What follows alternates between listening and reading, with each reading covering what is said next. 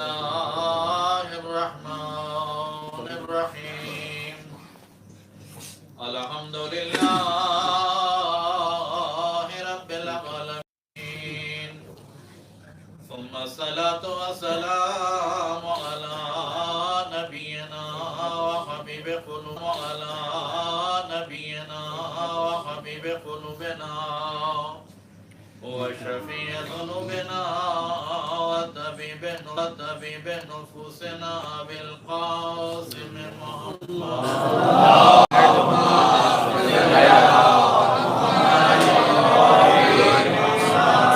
وعلى آله الطيبين الطاهرين المعصومين لا سيما على ابن عمه ووصيه ووزيره عمه ووصيه ووزيره وخليفته علي بن أبي طالب وعلى بنته سيدته الجليلة النبيلة الطاهرة المطهرة سيدة نساء العالمين وعلى الحسن المجتبى والحسين المظلوم المقتول المذبوح بأرض كربلاء وعلي بن الحسين ومحمد بن علي وجعفر بن محمد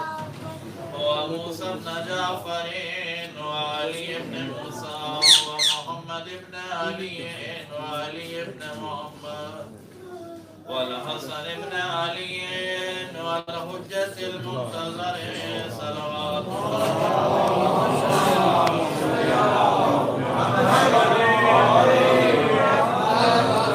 ولعنة الله على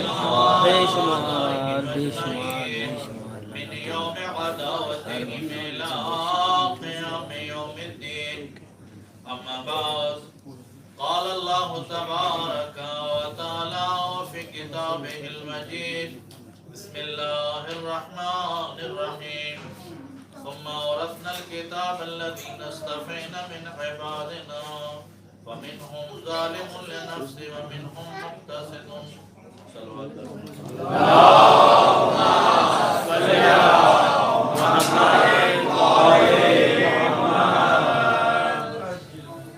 عزیزان گرامی چند منٹ آپ کی کروں گا اور خدا متعال سے یہ دعا ہے پروردگار ہمارے اپنی بارگاہ میں عبادت شمار فرمائے کو ہماری و تمام مومن مومنات خاص طور پر حاضرین کے مرحومین بانیان مجلس کے جملہ مرحومین تمام خدمتگاران اہل بیت علیہ السلام کے مرحومین کو بڑی رحمت فرمائے اللہ تعالیٰ تمام مومنین کی جان و مال کی حفاظت فرمائے دشمن کے شر سے محفوظ و معمون فرمائے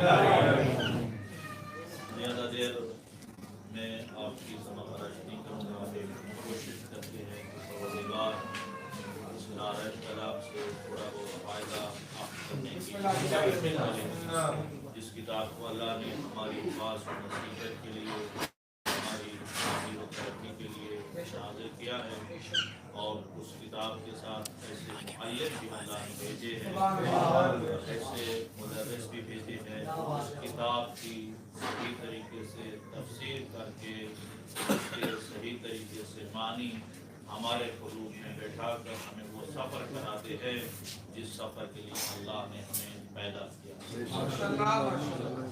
عزیزان گرامی، اللہ تعالیٰ نے اتنی بڑی کائنات کو خلق کیا ہے اور خدا متعال جو علیم و حکیم ذات ہے وہ کسی غرض و غایت ہی نہیں کرتی ہے. اللہ تعالیٰ جو بھی کام کرتا ہے خاص طور پر جب وہ خلق کر رہا تھا اس وقت بھی اس نے انسان کی خلقت کی غرض و غایت بتا دی کہ اے انسان، میں تمہیں کس ہدف کے لیے خلق کرنے جا رہا ہوں، کس مقصد کے لیے خلق کرنے جا رہا ہوں. لیے کہ میں فیض مطلق ہوں، میں چاہتا ہوں کہ اپنے انعامات تمہارے اوپر کروں۔ میں چاہتا ہوں کہ میری راہ پر سے میں تمہیں اس اہل بنانا چاہتا ہوں، اس لائق بنانا چاہتا ہوں کہ جتنی نعمتیں ہوں، میری جتنی رحمتیں ہوں، وہ تیری طرف رخ کرے، وہ تیری طرف رخ کرے۔ کہیں خداوند متعال نے فرمایا مومنین کے بارے میں وَلَنَبْلُوَنَّكُمْ بِشَيْءٍ مِنَ الْخَوْفِ وَالْجُوعِ وَنَقْصٍ مِنَ الْأَمْوَالِ وَالْأَنفُسِ وَالثَّمَرَاتِ وَبَشِّرِ الصَّابِرِينَ الَّذِينَ إِذَا أَصَابَتْهُم مُّصِيبَةٌ قَالُوا إِنَّا لِلَّهِ وَإِنَّا إِلَيْهِ رَاجِعُونَ اولئک علیہم صلوات من ربہم ورحمہ۔ یہ وہ لوگ ہیں جو اللہ کے شکر گزار بندے ہوتے ہیں، جن کے اوپر اللہ کی طرف سے صلوات بھی ہوتی ہے اور اللہ کی طرف سے رحمت بھی ہوتی ہے۔ اللہ تعالیٰ چاہتا یہ ہے کہ میں اپنے بندوں کے اوپر اپنی رحمت بھیجوں، اپنے بندوں کے اوپر اپنے انعامات کروں، اپنے بندوں کو میں نوازوں ان نعمتوں سے کہ جو میں خالق نے خلق کر رکھی ہیں۔ خدا بندے کو اس اہل بنانا چاہتا ہے، اس لائق بنانا چاہتا ہے۔ تبھی سے امیر المومنین کے اس فرمان کی بھی سمجھ آ جاتی ہے کہ مولا نے جس میں فرمایا میں تیرے جنت کی لالچ، تیرے جہنم کے خوف کی وجہ سے تیری عبادت کرتا، بلکہ میں تجھے لائق عبادت سمجھ کر تیری عبادت کرتا ہوں۔ اس لیے تیری عبادت کرتا ہوں کہ میں اپنے آپ کو تیرا عابد بنا کے تیری رحمت کا حقدار ہوں۔ برائے خوش نودی مولا امیر المومنین علیہ السلام کا آواز بلند صلوات۔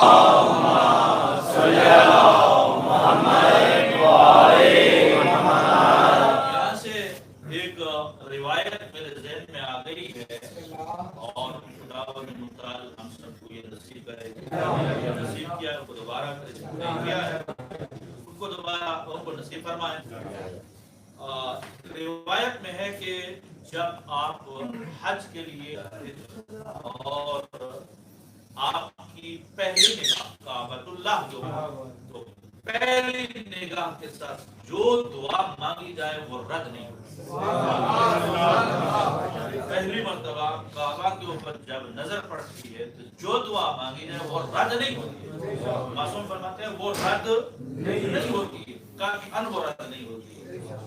اچھا ابھی ایک سوال ہے، مثلا ہمیں اللہ نصیب کرے ہم سب کو، اگر فرض کرے ہم چلے گئے اور ہماری نگاہ کعبہ کے اوپر پڑتی ہے تو ہم کیا دعا مانگیں؟ ہم کیا مانگیں؟ ہم کیا دعا مانگیں؟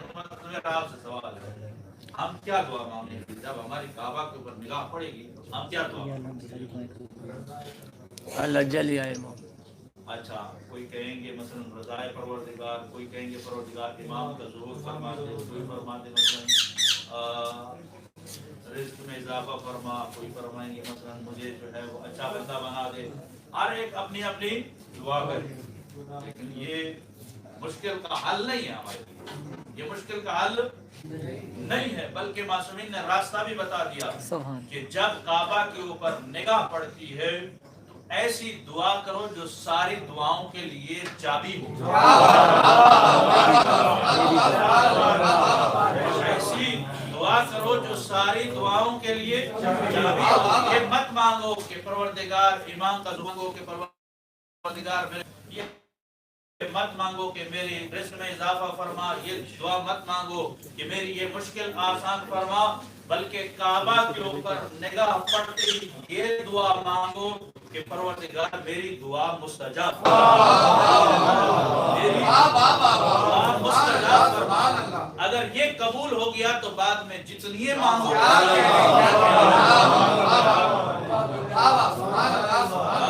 جتنی دعائیں مانگو گے وہ ساری مستجاب ہوگی، لہذا استجابت دعا کو مانگو، دعا کی مقبولیت کو مانگو۔ اگر یہ مل گیا تو بعد میں جو بھی مانگو گے وہ مل جائے گا۔ یہ وہ کلی ہے، وہ قاعدہ عمومی ہے، اگر یہ حاصل ہو گیا تو تمام نیچے کے ذیلی حاجات مل جائیں گے۔ اس لیے معصوم نے فرمایا جب طلب کرتے ہو تو یہ طلب کرو، رحمت تمہارے اوپر برس پڑے گی، اس وقت اللہ کی طرف سے تمہارے اوپر رحمت، تم اس اہل ہو جاؤ گے، تم نے ایسا کام کر دیا ہے کہ تمہاری تمام دعائیں مستجاب ہونا شروع ہو جائیں گی، کیونکہ تمہاری پہلی دعا جو تمام دعاؤں کے لیے مفتاح و چابی ہے وہ مستجاب پوری ہو گئی ہے، اس کے ذیل میں ساری دعائیں پوری ہو جائیں گی۔ تو پروردگار عالم انسان کے اوپر اپنا انعام کرنا چاہتا ہے، انسان کے اوپر اپنا اکرام کرنا چاہتا ہے۔ خلق اس لیے کیا ہے خدا کے ہاں بخل نہیں ہے، اس لیے کہ وہ فیاض ہے، وہ سخی ہے، اس کے ہاں کسی چیز کے صرف کرنے میں کمی نہیں آتی ہے، جتنا وہ دیتا ہے اتنا اضافہ ہوتا ہے۔ اللہ میں بخل نہیں ہے، وہ رحیم ہے، وہ کریم ہے، وہ جواد ہے۔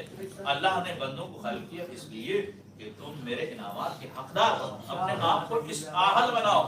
تم جنت کو صرف طلب کرنے کے لیے نہیں، جنت تو میرے انعامات میں سے ایک انعام ہے، جنت میری نوازشوں میں سے ایک نوازش ہے، میری رحمتوں میں سے ایک رحمت ہے، لیکن وہاں پر تمہیں کیا طلب کرنا چاہیے؟ تمہیں وہ طلب کرنا چاہیے کہ جس میں کئی طرح کی میری رحمتیں شامل ہوں، بس تم میری رضا کو طلب کرو، میری رضا میں جنت بھی آ جائے گی، میری رضا میں تمہارے لیے کمالات بھی آ جائیں گے، میرے لیے تمہارے لیے اعلیٰ علیین کے ساتھ تمہارا مقام بھی آ جائے گا، میرے پاس تمہارا ایسا مرتبہ بھی آئے گا کہ میں بروز قیامت جب تمہیں اٹھاؤں گا تو محمد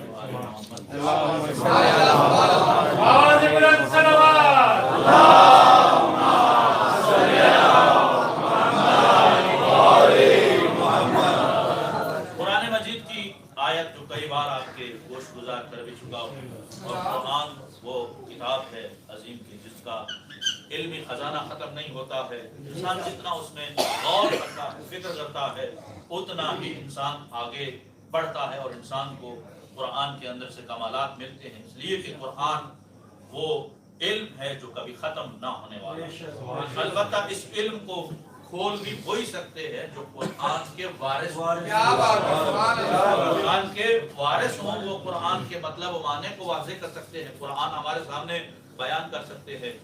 قرآن نے کہا ہم نے کتاب کا وارث ایسی ہستیوں کو قرار دیا جن کو ہم نے چن لیا، جن کو ہم نے چن لیا، منتخب کیا ہے، ہم نے چنا ہے ان کو، وہ ہمارے صفی ہیں، مصطفیٰ ہیں، چنے ہوئے ہیں، وہ ہمارے برگزیدہ بندے ہیں۔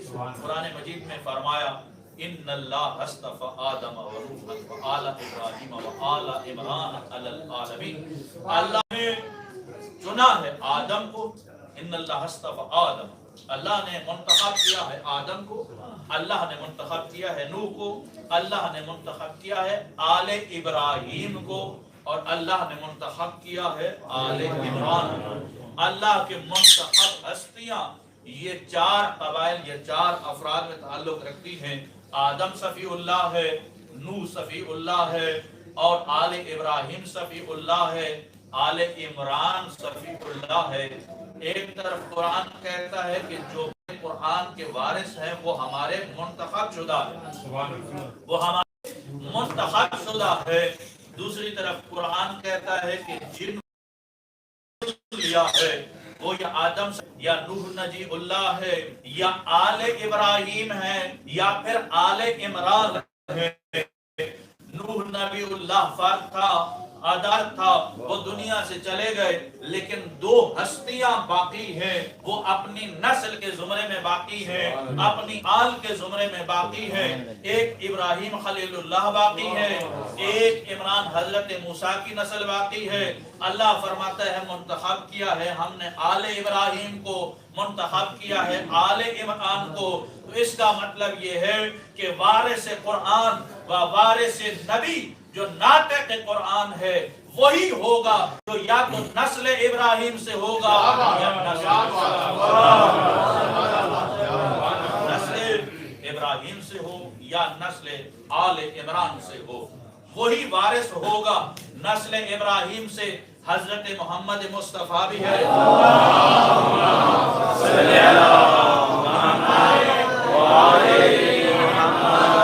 اور حضرت امیر المومنین بھی ہے، لیکن اگر الگ الگ دیکھا جائے تو حضرت مصطفیٰ نسل ابراہیم سے بھی ہے اور امیر المومنین آل عمران سے، آل عمران سے ہے، وہ وارث قرآن۔ اللہ فرماتے ہیں ہم نے قرآن کا وارث ان ہستیوں کو قرار دیا ہے جن کو ہم نے منتخب کیا ہے، چن لیا ہے. وہ ہمارے چنے ہوئے بندے، ہمارے برگزیدہ بندے ہیں، ہمارے برگزیدہ بندے ہیں.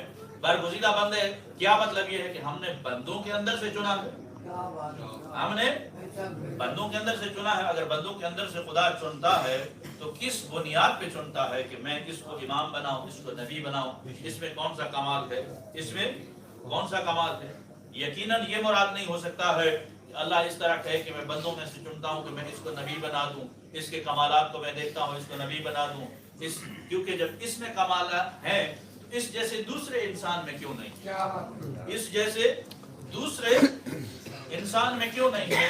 لہذا خدا کے چننے کا مقصد ہرگز یہ نہیں ہے کہ بندے سب برابر ہیں، ایک جیسے ہیں اور میں ایک جیسوں میں سے کچھ کو چن لیتا ہوں. متوجہ ہے؟ مقصد خدا یہ نہیں ہے.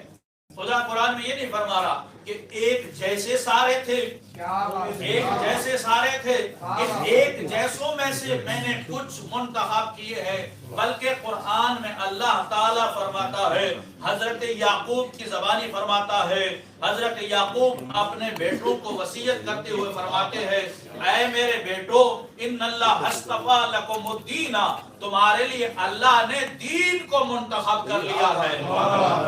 تمہارے لیے اللہ نے دین کو منتخب کر لیا ہے. بس اس دین کے اوپر عمل کرنا جس کو اللہ نے تمہارے لیے منتخب کیا ہے. اللہ نے جس دین کو منتخب کیا ہے وہ دین اللہ کے بندوں کا بنایا ہوا نہیں تھا، بلکہ اللہ نے بنا کر بندوں کو بتلایا کہ یہ میرا دین ہے. جیسے اللہ نے دین کو بنایا، بندوں کے درمیان میں بھیجا اور بتلایا کہ یہ میرا مصطفیٰ دین ہے، یہ میرا منتخب شدہ دین ہے. یعنی مصطفیٰ وہ ہوتا ہے، منتخب شدہ وہ ہوتا ہے، اصطفیٰ وہ ہوتا ہے جس کو اللہ وہی سے منتخب کر کے بھیجتا ہے. اللہ وہی سے منتخب کر کے بھیجتا ہے. حضرت یعقوب نے بیٹوں کو کہا ان اللہ اصطفیٰ لکم الدین، اے میرے بیٹے اللہ نے تمہارے لیے دین کو منتخب کیا. یہ دین تم نے بنایا نہیں تھا، یہ ہم جیسے لوگوں نے نہیں بنایا تھا، بلکہ اللہ نے بنایا. اسی بنائے ہوئے دین کو کہا ہے یہ مصطفیٰ دین ہے، یہ میرا منتخب شدہ دین ہے. اگر دینوں میں سے کسی دین کے اوپر عمل کرنا ہے تو پھر میرے بنائے ہوئے پر عمل، پھر میرے بنائے ہوئے کے اوپر عمل کرنا. وہاں مصطفیٰ اس کو کہہ رہے ہیں جس کو اللہ نے بنایا. تو پھر آیت میں یہاں بھی مراد اللہ کے مصطفیٰ بندوں میں سے وہی بندے ہوں گے جن کو اللہ نے بنایا.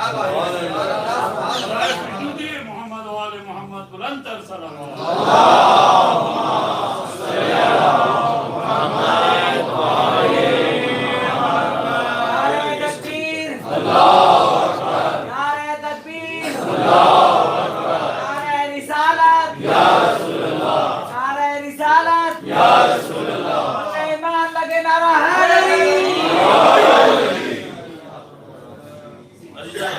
اگرچہ اس کے اوپر اور بھی بات ہو سکتی ہے، لیکن میں آپ کی توجہ ایک روایت کی طرف متوجہ کرنا چاہتا ہوں آپ کو. آگے آیت فرماتی ہے منہم ظالم لنفسہ، یہ اللہ کے جو بندے ہیں منتخب شدہ تو منتخب شدہ ہو گئے. جو باقی اللہ کے بندے ہیں ان کی تین قسمیں ہیں. ظالم لنفسہ، کچھ لوگ ایسے ہیں جو اپنے نفسوں کے اوپر ظلم کرتے ہیں. ومنہم مقتصد، ان میں سے کچھ ایسے ہیں جو معتدلانہ ہیں، جو درمیانہ روش رکھتے ہیں.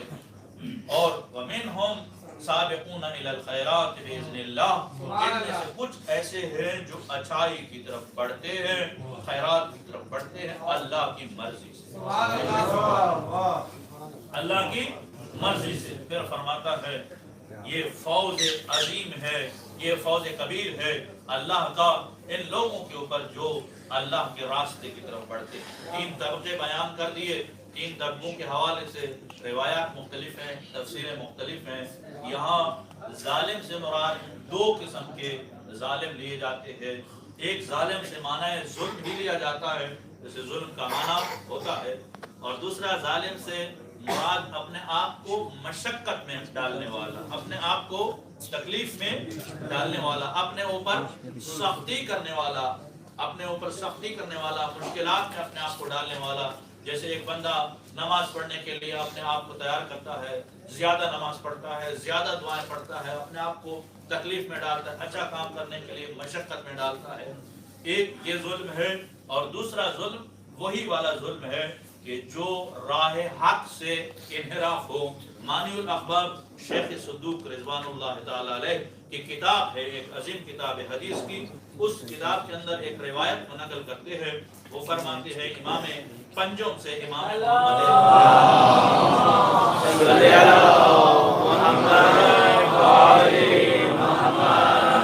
فرماتے ہیں، امام علیہ السلام فرماتے ہیں من لا یعرف امامہ، وہ انسان جو اپنے وقت کے امام کو، اپنے امام کو نہیں، من لم یعرف حق کا امام ہے، جو اپنے وقت کے امام کے حق کو نہیں پہچانتا ہے، جو اپنے امام کے حق کو نہیں پہچانتا ہے، فقط ظلم نفسہ، امام فرماتے ہیں وہی اپنے نفس پر ظلم کرنے والا ہے. جو اپنے امام کے حق کو نہیں پہچانتا ہے وہ اپنے نفس پر ظلم کرنے والا ہے، اور جو اپنے امام کے حق کو پہچانتا ہے یہ مقتصد ہے. اور امام علیہ السلام فرماتے ہیں کہ جو انسان سابق بالخیرات ہے یہی ایمان ہوتا ہے، اس لیے کہ ہر کمال کی طرف بڑھنے کے لیے سب سے پہلے جو ہستی آمادہ ہوتی ہے، قلبی طور پر سب سے پہلے جو ہستی اللہ کی رضا کی طلبگار ہوتی ہے وہ امام ہوتا ہے، وہ امام ہوتا ہے. یہ امامت کے حوالے سے ایک باریک جو ہے بحث بھی ہے، آیت اللہ محمد صلی تبائی نے کسی جگہ پہ کی ہے، لیکن یہ تین روایت کے تین جملے امام علیہ السلام فرماتے ہیں جو حق کے امام کو نہیں پہچانتا یہ ظالم لنفسہ ہے، یہ اپنے نفس پر والا ہے. جو حق کے امام کو نہیں پہچانتا، یہ نہیں کہا کہ امام کو نہیں پہچانتا، حق کے امام کو نہیں پہچانتا ہے، وہ اپنے نفس کے اوپر ظلم کرتا ہے. حق کے امام نہیں پہچانتا ہے وہ اپنے نفس کے اوپر ظلم کرتا ہے. حقوق کے ائمہ السلام آیت اللہ جعفر سبحانی نے ایک کتاب لکھی ہے حقوق کے اہل بیت کے اوپر. اس کے اندر مختلف اس نے حقوق ذکر کیے جن کو میں سب کو ذکر نہیں کرتا، صرف ایک کی طرف آپ کی توجہ مبذول کراتا ہوں اس روایت کی روشنی میں کہ جب امام نے فرمایا کہ جو اپنے امام کے حق کو نہیں پہچانتا ہے وہ ظالم لنفسہ ہی ہے.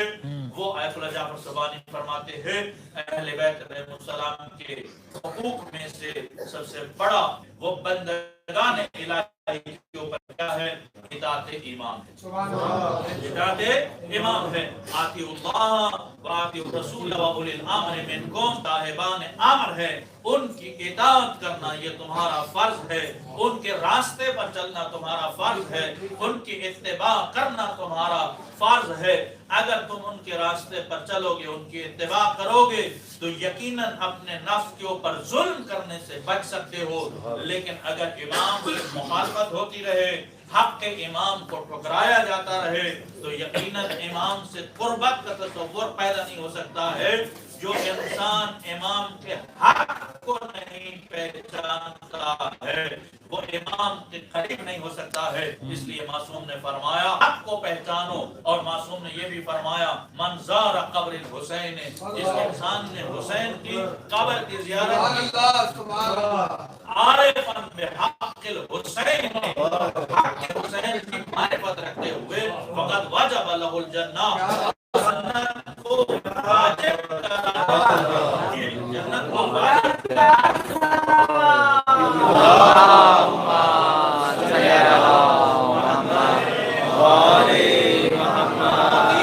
اطاعت کا حق ادا کر کے جاتا ہے، اطاعت کا حق ادا کر کے جاتا ہے.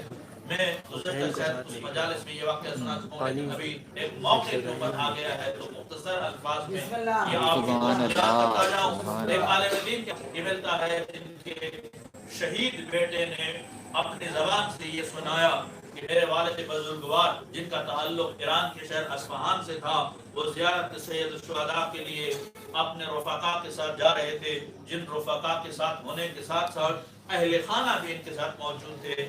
جب بارڈر پر پہنچے تو وہاں پر تلاشی لی جانے لگی. ان لوگوں نے تلاشی لی، اس تلاشی میں انہوں نے کہا کہ ہم خواتین کی بھی تلاشی لیں گے، ہم خواتین کو بھی چیک کریں گے، جبکہ ان کے پاس تلاشی لینے کے لیے خواتین موجود نہیں تھی، خواتین موجود نہیں تھی۔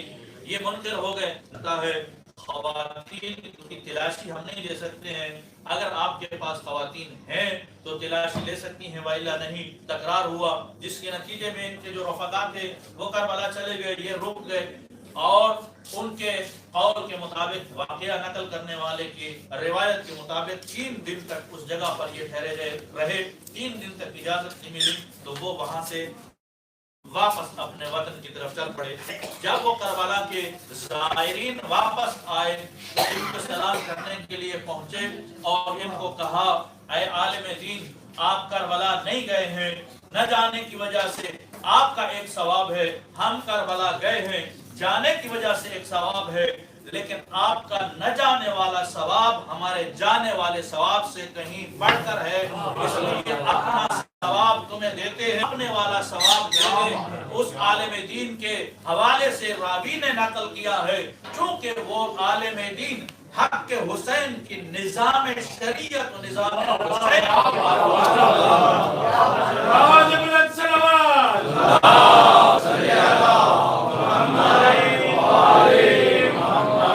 امام حسین علیہ السلام نے نظام الہی کو بچانے کے لیے تو قربانی دی ہے، امام نے شریعت کی پاسداری کے لیے قربانی دی ہے، اگر اس نظام کو پامال کر دیا جائے تو حسین کا قرب حاصل نہیں ہو سکتا ہے۔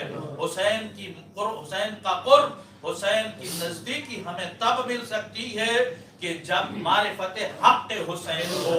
اس لیے معصومین کی زیارتوں میں سے یہ جملہ ملتا ہے، بہت سارے معصومین، امام رضا علیہ السلام اور دوسرے معصومین کی، کہ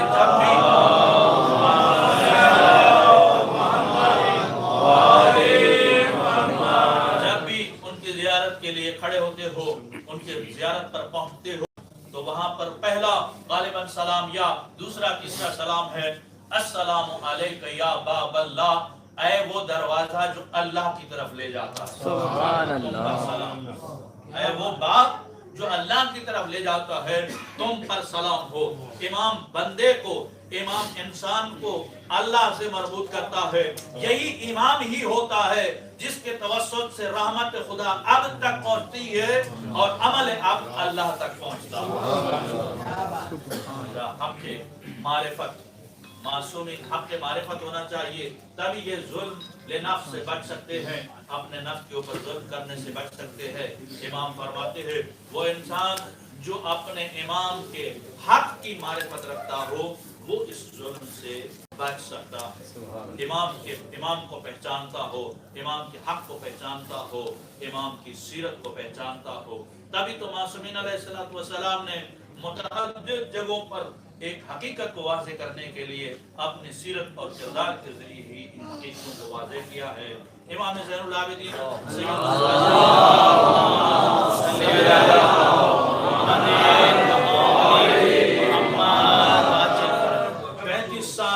پینتیس سال روتے رہے اور 35 سال رونے میں، ان آنسو بہانے میں امام کربلا کو پہنچاتے رہے۔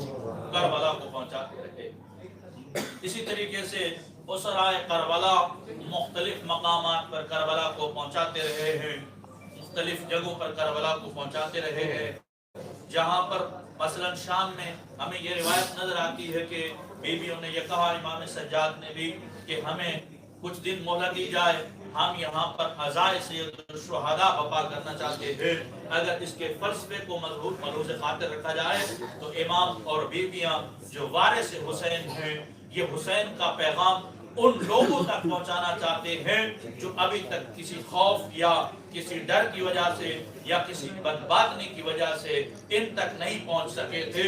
ان مجلسوں میں ان کو بلا کر اس حسین کے پیغام کو آگے پہنچانا چاہتے ہیں۔ صرف یہ نہیں کہ گریہ کیا جائے، گریے کے ذریعے سے حسین کے مکتب کو پہنچایا جائے، حسین کے مشن کو پہنچایا جائے، حسین کے نظریے کو پہنچایا جائے۔ اس نظریے کو پہنچانے کے لیے ائمہ علیہ الصلوۃ والسلام مختلف طرز و تفکر کے ذریعے سے ان حقیقتوں کو پہنچاتے رہے ہیں، اپنی غربت کا بھی ذکر کرتے رہے، اپنی مظلومیت کا بھی ذکر کرتے رہے، اپنی مظلومیت دکھاتے بھی رہے، لیکن یہ سارا کچھ کربلا کو پہنچانے کے لیے تھا، یہ سارا کچھ کربلا کو ابلاغ کرنے کے لیے تھا۔ جب ابن زیاد ملعون نے جناب سیدہ سلام اللہ علیہا سے یہ فرمایا، جناب سے، یعنی یہ وہ جملے تھے، یہ اتنے آسان نہیں ہے، ہم بڑی آسانی سے گزر جاتے ہیں، بڑی آسانی سے گزر جاتے ہیں، لیکن کربلا کو سننا کچھ اور ہے، کربلا کو دیکھنا کچھ اور ہے۔ جنہوں نے کربلا کو دیکھا تھا، جو کربلا کے اندر ڈوبے تھے، ہم بڑی آسانی سے گزر جاتے ہیں کہ جناب عباس بہتے ہوئے دریا کے کنارے سے پیاسے واپس آئے۔ یہ واپس آنا اتنا آسان نہیں تھا، یہ واپس آنا اتنا آسان نہیں تھا۔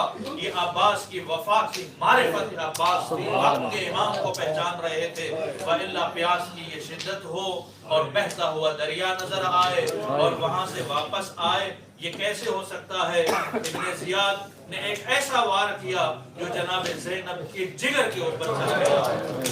کیا کہتا ہے روایت؟ کہتی ہے، یہ ملعون کہتا ہے کہ تو نے یہ سلوک جو اللہ نے تمہارے ساتھ کیا ہے، یہ کیا کیسا پایا ہے؟ اس سلوک کو جو اللہ نے تمہارے ساتھ کیا ہے کیسا پایا ہے؟ یہاں وارث حسین کی بہن شریکت الحسین کے جملے یہ ایسے عظیم جملے ہیں کہ اگر ان سب ساری زندگی کے اوپر رویا جائے۔ بی بی فرماتی ہے، ما رأیت الا جمیلا، یہ تو سلوک ہوا ہے سوائے حسن کے میں نے کچھ اور نہیں دیکھا ہے، میں نے سوائے جمال کے کچھ اور نہیں دیکھا ہے۔ میں نے اپنے بھائی کٹی ہوئی لاش کو دیکھا ہے، میں نے حسین کے بدن کو دیکھا، ایسے بدن کو دیکھا کہ حسین کے سینے کی ہڈیاں پشت سے ملی ہوئی، حسین کی پشت کی ہڈیاں سینے سے ملی ہوئی، حسین کے سر کو میں نے نو کے سنہا پر دیکھا، لیکن میں نے جمیل دیکھا ہے، میں نے حسین دیکھا ہے۔ بی بی اس طریقے سے فریاد کرتی ہے۔ امام صادق آل محمد علیہ السلام کے گھر میں ایک دفعہ عزاداران سید الشہداء آگ لگی ہے تو امام کے گھر والے کبھی ایک کمرے سے، ایک خیمے سے دوسرے خیمے کی طرف جاتے تھے، کبھی دوسرے سے تیسرے کی طرف جاتے تھے، یا بہت سارے لوگ آگے جنہوں نے آگ بجھے امام جعفر صادق زور سے گریہ مکا کر رہے تھے۔ تو کہنے والا کہتا ہے، مولا آگ بھی بجھتی ہے، آپ کے بچے بھی سالم رہے ہیں، آپ کے گھر والے سب ٹھیک موجود ہیں، روتے کس لیے ہیں؟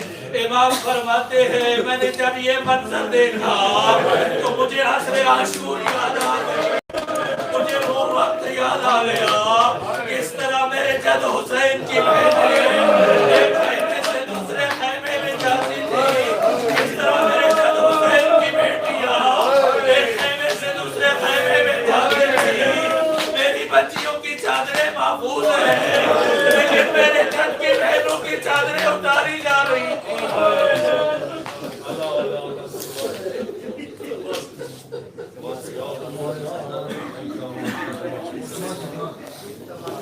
اللهم